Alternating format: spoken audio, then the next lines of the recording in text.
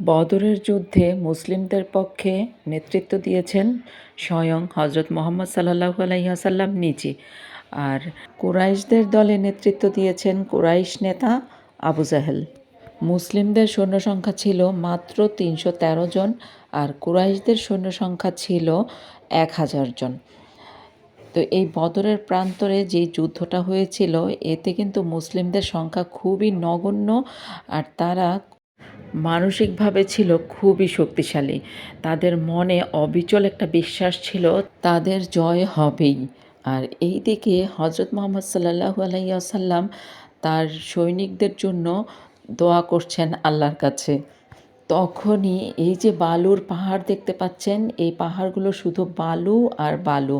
এই পাহাড়ের মধ্যেই আল্লাহ তাআলার পক্ষ থেকে ১,০০০ সশস্ত্র ফেরেশতা পাঠানো হয়েছে। এই ফেরেশতারা মুসলিমদের পক্ষে কুরাইশদের বিপক্ষে যুদ্ধ করছিল। এইগুলো কিন্তু সাধারণ যারা সৈনিক ছিল তারা কিন্তু দেখতে পাচ্ছিল না, কিন্তু কুরাইশরা দেখতে পাচ্ছিল এখানে অসংখ্য মুসলিম সৈন্য। তো এত মুসলিম সৈন্য দেখে কুরাইশরা ভয় পেয়ে গিয়েছিল।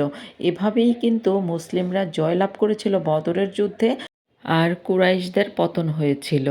ইসলামের ইতিহাসে এই বদরের যুদ্ধের গুরুত্ব অপরিসীম।